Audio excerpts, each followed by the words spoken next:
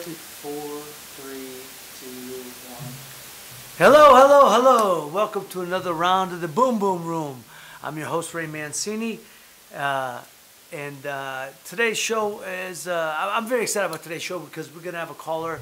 We're going to have international call from my guy, Scott Murray. Now, you heard us talk about him so much that we're actually going to get him to finally call. So, he actually just texted me. Is that the correct number? Yes. Yes. Yeah, I sent him the number. He says, that's correct. Yes, yes. That's the number. So, anyhow, we're going to get Scott to be calling in a little bit. We're going to do an interview with him. We got a lot to talk about today. A lot of boxing to talk about. We're going to talk about, again, we're going to talk about some baseball. We're going to talk about some football. You know, again, football. And, oh, no. My man, no. Scott, 330. He's actually, he says, no, 330. 330. So, because you put 430. Did I send him 430? I might have done that by accident. My bad. I gotta put, I said, yeah, my bad. Oh, man, you gotta pay attention when you say this stuff, because, you know. Anyhow, so we're going to talk a lot of boxing. We're going to talk a little bit about the football draft again because it's kind of played itself out, but it's still interesting to me. And we're going to play. Now, see, this is the thing I just got talked to. I forgot. I just did it with play with the ear things because they're a little tight on my ears. And and somebody said to me, hey, you know, what's with when you play with the earmuffs? I said, because they, you know, does it bother you? I go, yeah, a little bit, because it's noticeable that you keep playing with them. So I'm going to try not to play with them today.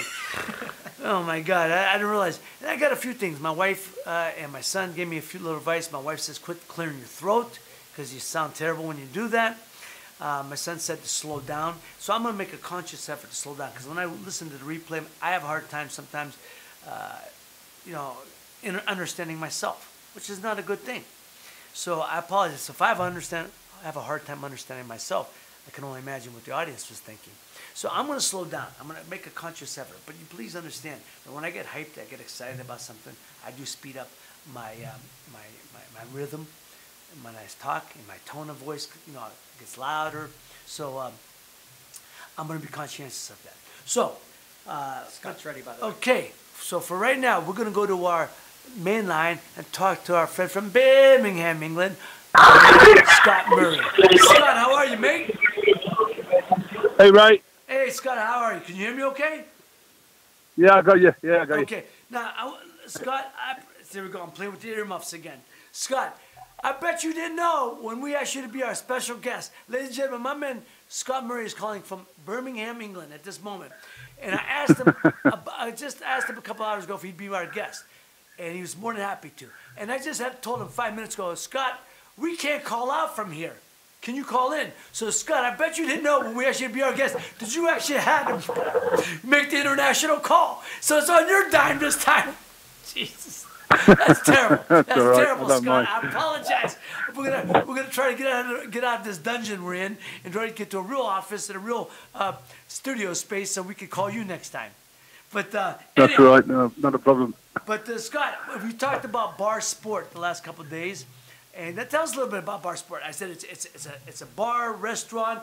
You have a nightclub there, and also it's a hall where reception hall where people do parties and weddings and bat mitzvahs and things like that, right?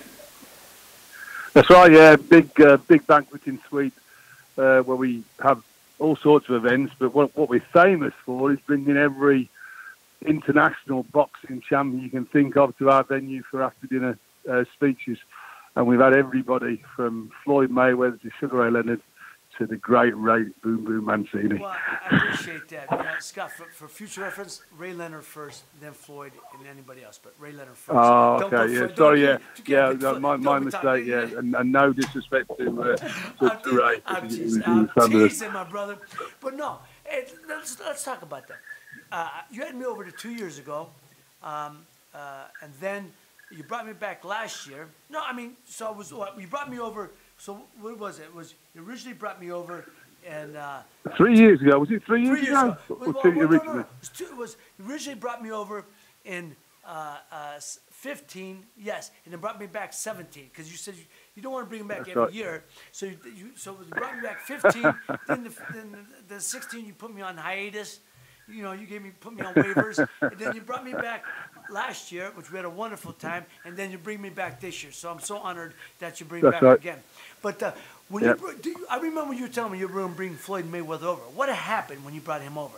Is that when they burned his bus or something? Was that during that trip? That didn't happen No, in that, Birmingham. that was.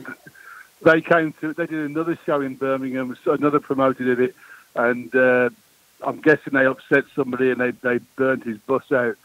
So the Mayweather bus got burnt out that night. But that wasn't at my show. We're good guys. No, you are good guys, and I tell you, and so you are good guys. But I'm telling you, you know, hey, I've been around English when they have a few drinks in them. They ain't the nicest people. Then they can flip real quick. But no, lovely people. Birmingham, lovely people. Now, Scott, tell us about the history of Birmingham. Tell me also all the rock groups. I gave you my top 5 list the other day. Tell me the great groups that come out there. Why is so many great rockers come from that area? I don't know. You know, we've always had a big, heavy rock groups. A lot of heavy rock groups that came out of the Midlands area, which is where Birmingham centres. Glenn Hughes, who played for Deep Purple, is from our local town, and Judas Priest come from the area. Deep Purple, obviously Led Zeppelin. Robert Plant is from Wolverhampton, and it's a big heavy rock area. Yeah, I mean, and then UB40's from Birmingham. UB40, yeah, UB40, Duran.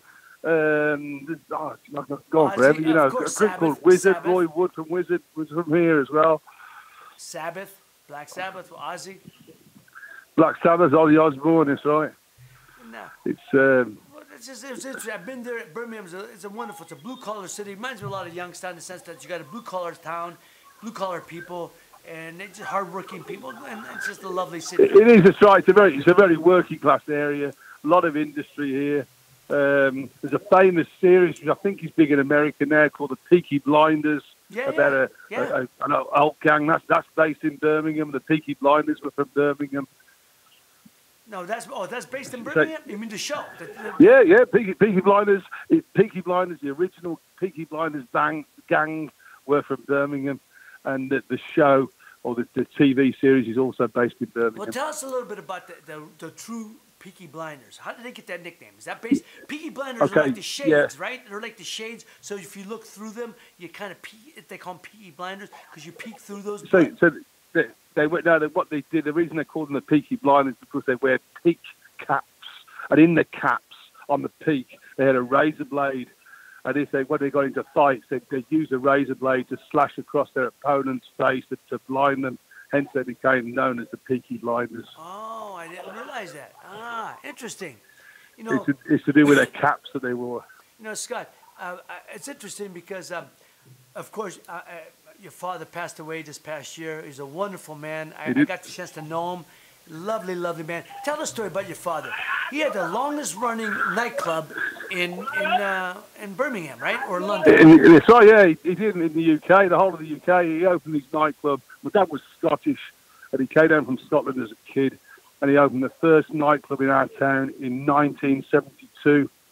And he opened it with a very unknown band at the time called the Bay City Rollers, who at the time were unknown, but of course they went on to be big, massive stars all over the world. A good Scottish group called the Bay City Rollers. And he had that nightclub, until recently, until he died.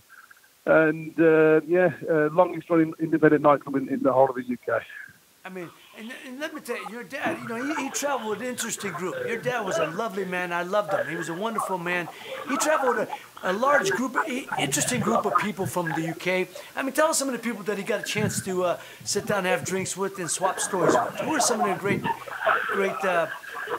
characters that he came across? He knew everybody, my dad. Both famous people and infamous people.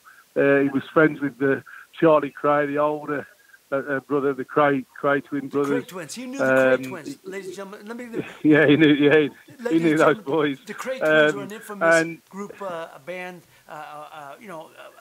infamous. I want to say. It was a group. I don't want to say group. That's not like a music group. It was a crime group. It was a crime. They ruled London back in the 60s. Crime gang, yes. And there was a movie made on them. Yeah, they ruled London back in the 60s. Yeah, there was a couple and there's been a number of films made about the Kray twins. Yes. And your dad was friends with them and their older brother. Well, the ones that not with them, but he knew their brother Charlie. Better than he knew them. But yeah, I mean, a lot of people from not just them, but everybody from all walks of life, and whether it be boxers or rock stars. It's funny being in that business. Yeah. You got to know everybody from right from the music stars all the way through to the gangsters and politicians. Scott, let me ask you, the Kray twins, they said there was a couple of movies made about the Kray twins. One of them called The Krays. The other one with That's right. The Krays was with Martin and Gary Kemp out of the group Spandau Ballet. Right. The 80s group. Right. And they were twins that played them, and they played really good parts in it. But to me, as the one with Tom Hardy, where he played both, was spectacular. Oh, yeah, it was incredible. What an actor. I can't think of the name with Tom Hardy. I can't think of the name. My son would know because that's his favorite actor. I saw the movie, and I thought Tom Hardy was spectacular playing both brothers. But people don't know. A lot of people don't know. The Krays were very famous, but they had a rival gang at the same time called the Richardson Brothers, correct? That's right. They did have a rival gang called the Richardsons. And one of the guys that worked for the Richardsons, a chap called Mad Frankie Fraser, he was also a friend of my dad's. And we had him as a guest speaker a couple of times. Now, Frank was known as the dentist because he used to torture people by pulling their teeth out or knocking their teeth out. Oh, my God, the dentist. Frankie Fraser, the dentist. And this isn't to say that my dad was in those circles, but you do a few people like that. Of course, no. If you're in that world, if you're gonna have nightclubs and restaurants or whatever, you're gonna come, like you said, all across all walks of life, Yeah, the movie with Tom Hardy was called Legend. Thank you. That's right. It was called Legend. That's right. That's right. Joe Daniel over here. Brilliant film. I appreciate. Yeah, it was a great film. But when you're in that business, Frank also. Sorry, Frank was good friends with Tommy Wisby, and Tommy Wisby was one of the great train robbers. Now Tommy was a guest of ours, and this is a great story because he says as soon as they robbed the Great Train Robbery was the biggest robbery in British history at the time in the 60s. I think they stole just over £2 million in used cash notes, which they put into the back of a van. And Tommy says when they got in the van, they put the radio on. And on the radio came Tony Bennett, "It's the Good Life," and they were all singing in the front of the van, "It's the Good Life." Yeah. And unfortunately, 3 weeks later, they got arrested, and they'd actually got sentenced to 20 years each. Man, it was good times at the time. Scott, I think you sent me that picture. I think I have it. If not, I'm gonna have it so we can put it up. I'm gonna put it up when we do the show. I'm gonna make sure we're gonna put it up later. But look, of course, now you came here to the United States to train in Houston when you were in amateurs, correct? You came to the United States to train when you were in the amateurs in the early 80s? I lost you then, Ray. Sorry, say that again. As I said, when you in the early 80s, you were an amateur fighter, you were an amateur boxer, but you came to the United States. That's right. You came to the United States and you trained in Houston, Texas, correct? I did. I trained at HVA, yeah. I trained with Jesse Reed, trained me. With Frank Tate and Calvin Grove and Orlando Canizales.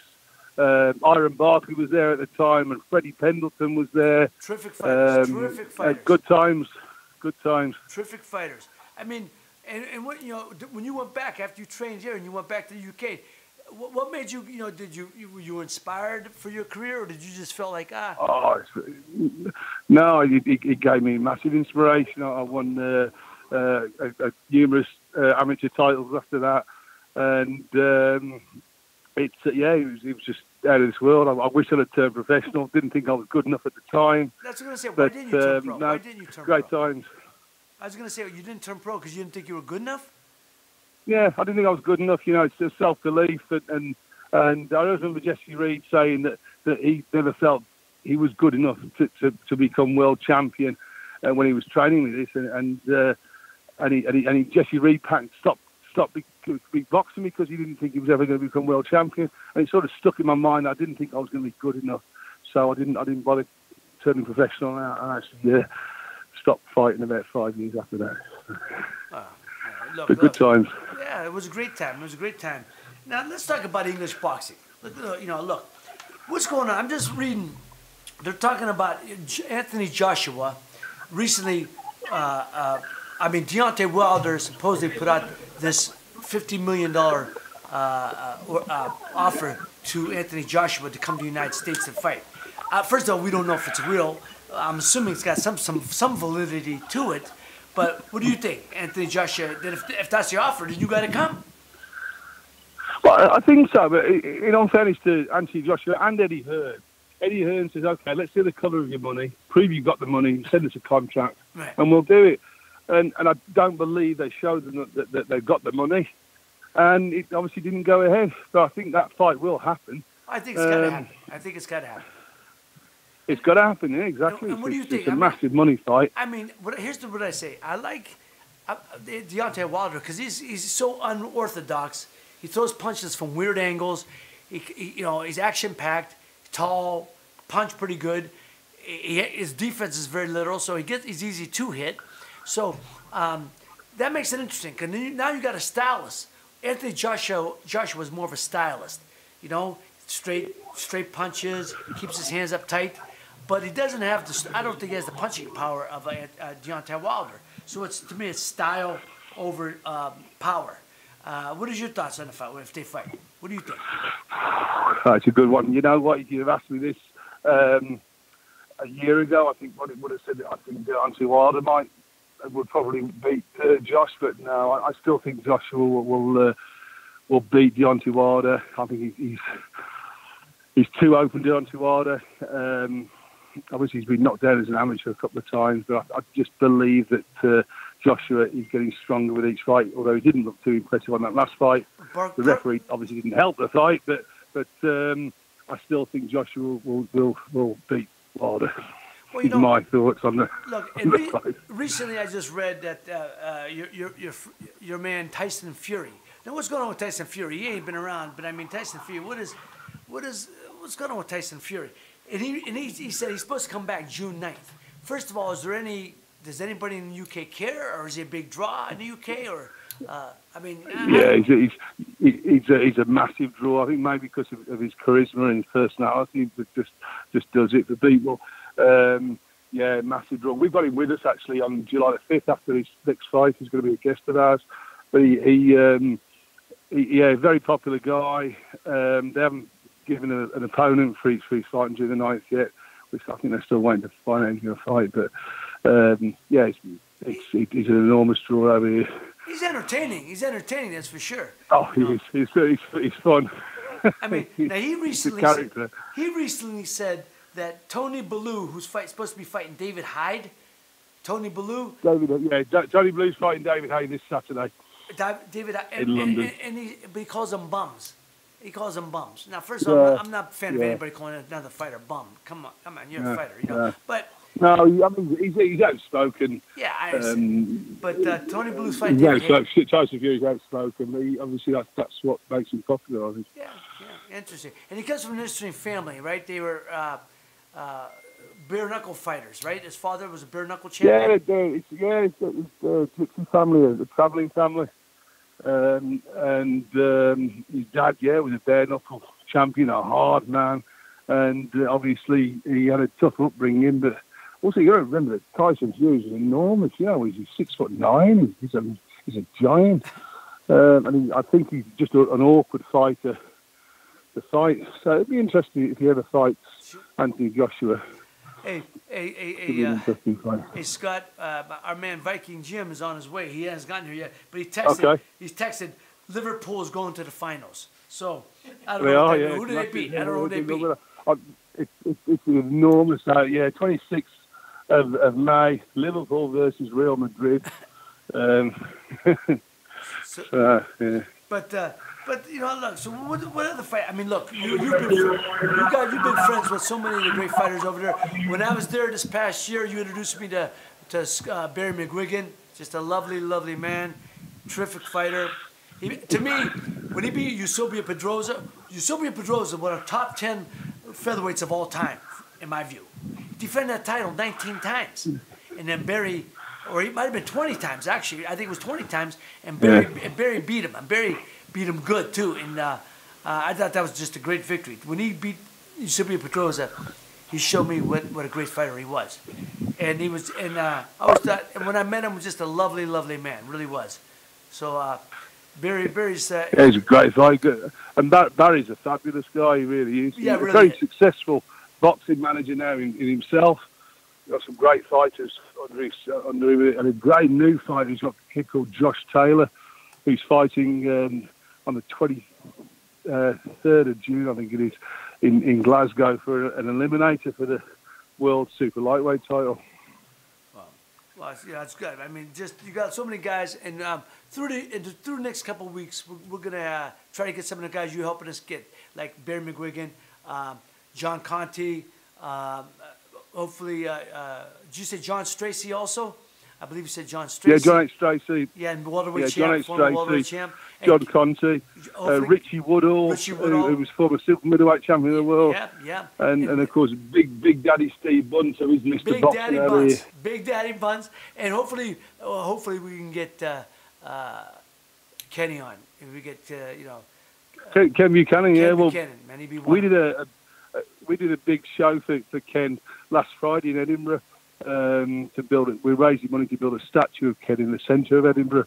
On that show, we had all of those fighters you just named: Ken Buchanan, Jim Watts, who was a great lightweight champion, and obviously John H. Stracey, John Conti, Barry McGuigan was there, and Richie Woodall. Oh, beautiful, beautiful. I mean, Ken, they're going to build a statue in Edinburgh, because he's Edinburgh, Scotland that's where he's from, right? He's from that area. That's right. He's from Edinburgh. Yeah, he's had hard times. Ken North, Ken Buchanan. Ken Buchanan. He's a really hard times, and and obviously raising money for him to build this bronze statue in the centre of Edinburgh. One of the things before I let you go, one of the things when I was over with Kenny, I felt so warm being next to him. Such a lovely man. What a great fighter he was. But he had his best friend from their kids, who was just like his handler, who takes care of him, and takes him to events. I forgot, what was the guy's name? Who's this guy? Owen Smith, yeah. So Owen. Ken looked after Owen when he was a kid. He was a good amateur boxer, Owen was. Owen said to me, never forgotten that. Owen said to me, he said, Ray, when we were kids, Ken always looked out for me. So now I look out for him. I thought it was such a beautiful story. And it's fabulous. And he's done so. And Owen, who's chairman of the Ken Buchanan Foundation. This is a foundation raising money to build a statue of Ken in Edinburgh. He's with Ken, 7 days a week sometimes. He's always looking after him, and he does it in his own time. Fantastic guy, Owen. And an outstanding amateur as well. I think he had 182 amateur fights. I've said this. I said, other than Joe Calzaghe, Kenny should be right there with him as the greatest, for me, in my opinion, the best champion to ever come out of the UK. For me. Yeah, definitely. We were saying this on Friday night, without a doubt, the best British champion ever. Yeah, I don't think there's any dispute about that. I don't think and never really welcomed in Scotland at the time. Is that right? And really quite sad. So he had to fight in the States. So I think, didn't he fight in Madison Square Garden 5 times? Yeah. That's where he lost the title. It's incredible. Yeah, that's where he lost the title to Duran, but he did fight there 5 times. Yeah, and he had quite a following in New York too. Because there was a lot of people. I know. He's popular in the States. He's a great man. Yeah, he is. Hey, Scott, I can't thank you enough, my friend. I just want to show. I just want to show to our fan base out there and people listening that we actually do have an international crowd. We do have an international crowd. That's right. And you're my guy. Yeah, you got us guys in Birmingham listening to you. Watching you. Listening to me. So, Scott, I can't thank you enough for your time. I appreciate it. Next time, wherever we'll call you. It won't be on your dime. So I appreciate you. I appreciate your family. Give my love to your lovely family. You got beautiful kids. He's got 4 beautiful kids, lovely, lovely kids. I can't thank you enough. And did you bring King George to the gym today? He did, yeah. George, he's looking good. It's my lad, yeah. He's looking good. He's just started boxing. I think he'll be fighting in September when the amateur season starts again. And he's looking strong. I want him to be more than ready, so when he steps in the ring, it looks like he's had 20 fights before he gets in the ring. His son George, I gave him his boxing name, King George. King George. King George, that's right. That's his new name. There you go. But again, hey, Scott, I'll talk to you soon, my brother. Thank you so much for your time. And thanks, right. Talk to you. Thank you, we'll see you in the UK. We see you in the UK this September. September. I'll be there. I can't wait. Can't wait to see you again. Yeah, brilliant. Cheers. Cheers, Right. mate. Cheers. Thanks for it. Thank you. All the best. Bye-bye. Bye. Well, that was exhausting. Nah, that was wonderful. I can't thank my friend Scott Murray enough. Calling from the UK. I mean, who would have thunk it, man? He says, you want me on your show, but I got to call in. It's on my dime. But hey, thank you, Scott. I truly, truly appreciate you calling in. It was wonderful. And it's just, I love being around you. I love when I'm with you. Just a top shelf, top class guy. And just wonderful family and friends. So now let's talk about other boxing news, Joe Danier. Other boxing news. Billy Joe Saunders. Man, here we go playing with these things again. I'm sorry, ladies and gentlemen, they bother my ears. My ears are sweating over here. So, Billy Joe Saunders, who has a version of the middleweight title. Canelo has every belt, but Billy Joe Saunders has one of them. I'm not sure which one it is. Says that Canelo Alvarez's reputation has evaporated. It's been tarnished and it has evaporated. So I'm not so sure that's true. I mean, certainly it's tarnished. Don't get me wrong, but I'm not sure it's evaporated. I think amongst his fan base, the Mexican fan base, he's still their guy. But until he fights Triple G again, it's going to be always going to be a lot of skepticism and thrown his way. So, but Billy Joe says, hey, his reputation has evaporated. But here's the funny thing. I think in many ways Billy Joe's just trying to get a fight with him. But here's what he says about Triple G, Billy Joe Saunders. He said about fighting Triple G, he said, if the boxing gods want it, it will happen. But if they don't, it was never meant to be. So we'll see where we go from here. Now, I never heard a champion who says they want to be the best. Joe, you hear what I'm saying? To be the best, you got to fight the best. If you're a champion and you say, well, Triple G, Gennady Golovkin says he's a champ, I want to fight you to prove I'm the best. That's what champions do. Yep. That's how it works. That's right. How would you say, well, if it's meant to be, if the boxing gods want it? That's just a nice way of saying, I don't want that fight. I'll get my ass whipped. Scapegoat. So please, don't give me that fight. Or I'll price myself. They're going to offer me $2, I'm going to ask for $2.50. They offer me $2.50, I'm going to ask for $4. If they offer me $4, I'm going to ask for $10. Do you know what I mean? That's how you outprice. You just keep asking for more. Oh, well, they couldn't give me my price. Billy Joe Saunders, man, here's what you say, brother. Here's what you say. If the fight with Triple G is offered to me, I will take it in a minute because I want to prove I'm the best. That's what true champions do. So, that being said, the boxing gods want it.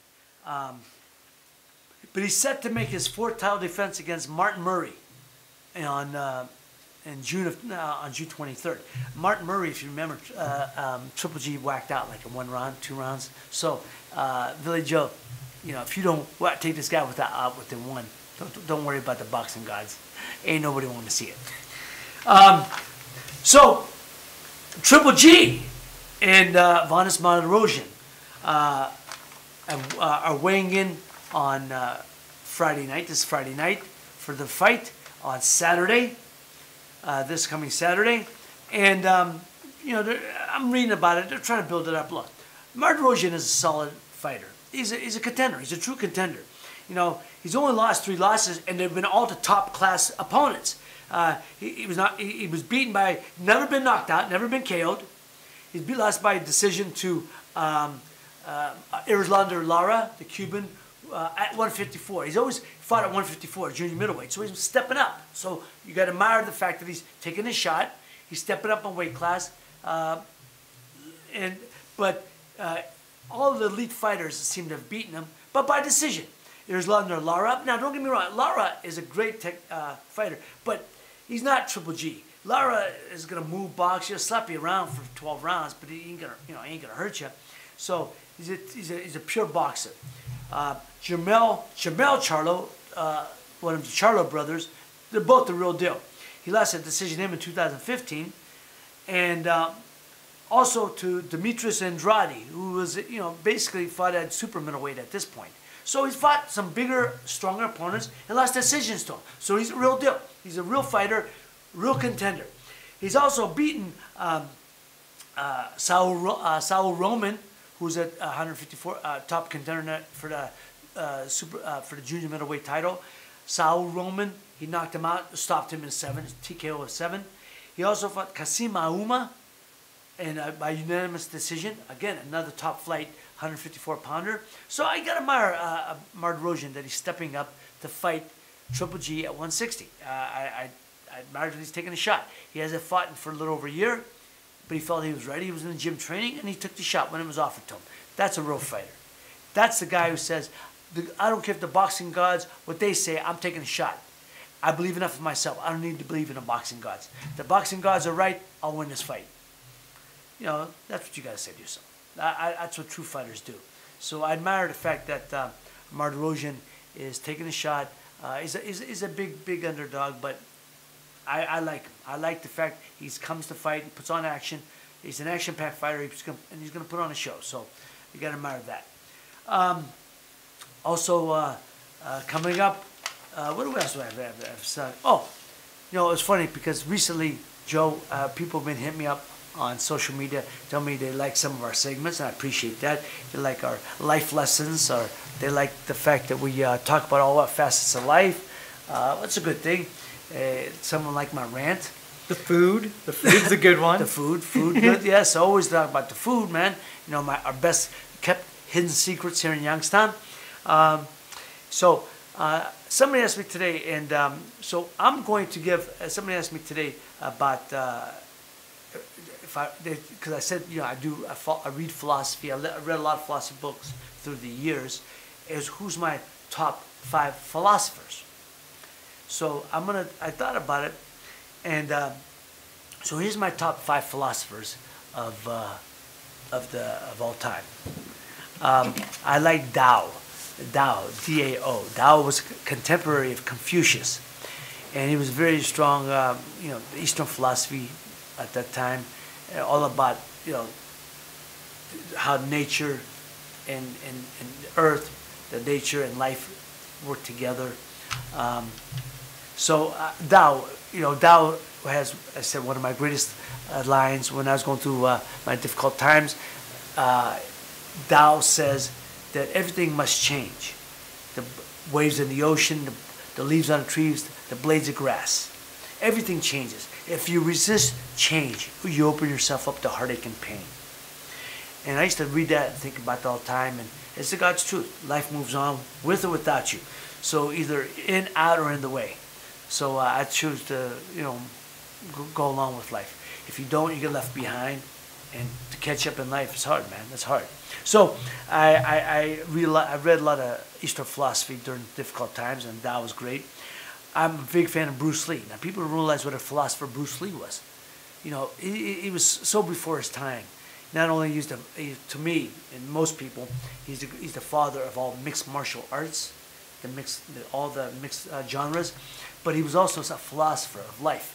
And you read his quotes; they're just spectacular. The famous one about just be water. Just be water. You must be able to transform yourself into all things being, flow like the water. It's just, you should read that, but just become water. That's one of my great quotes. So Bruce Lee was a great philosopher. So I loved reading a lot of, and you can go on Pinterest and stuff. You can read a lot of things online. There's a great Bruce Lee quotes. Great. All right.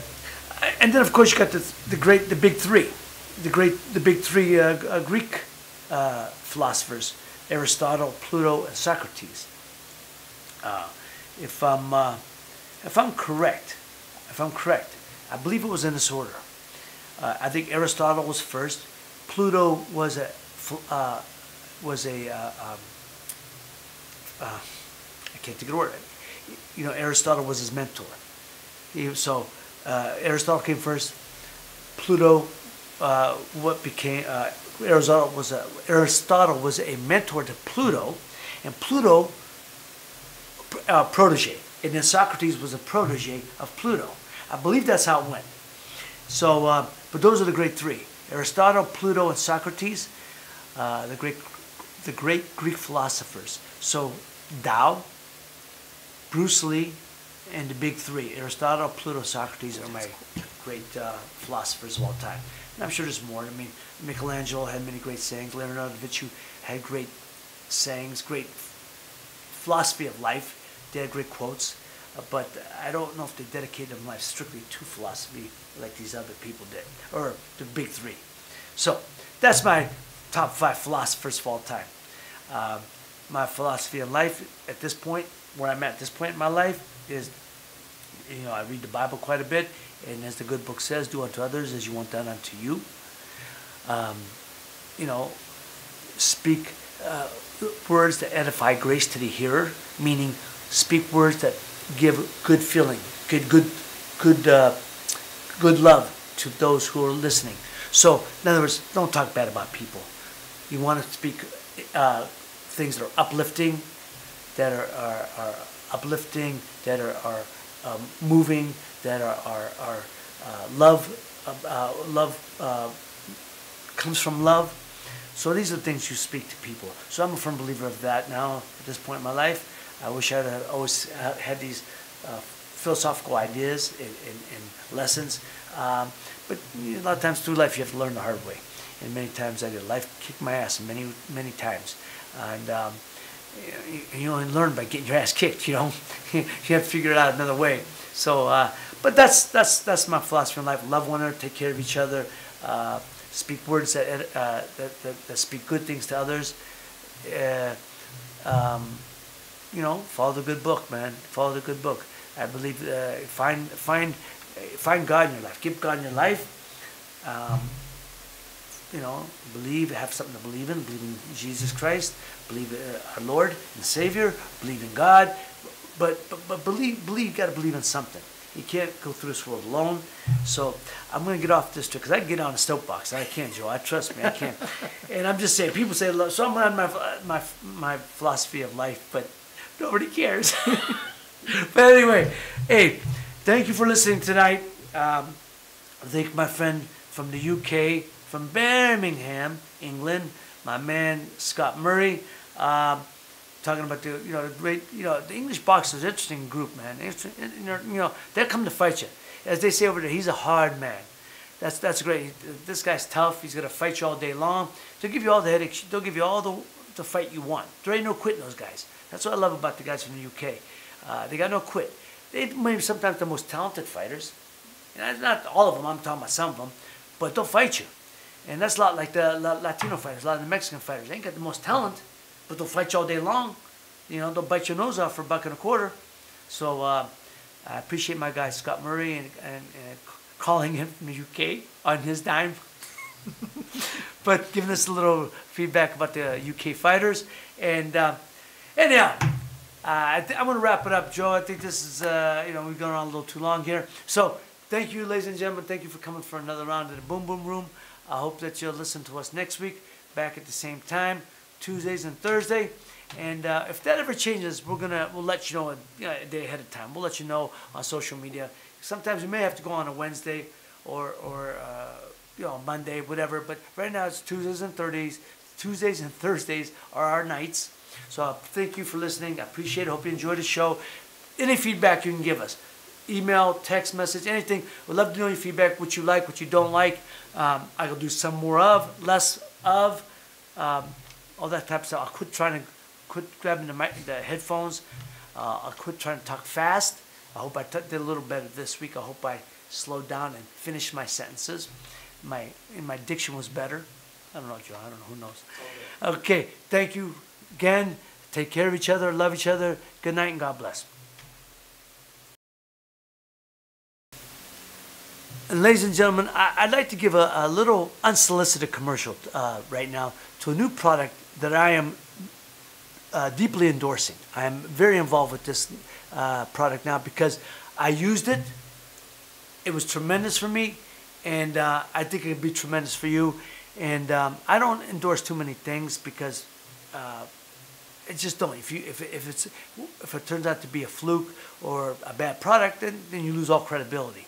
And all you got in this world is your name and your word, right? So, hey, but this stuff, I truly believe in it. It's called Ginger Heat. And you can go online and check it, www.gingerheatmusclerub.com. www.gingerheatmusclerub.com.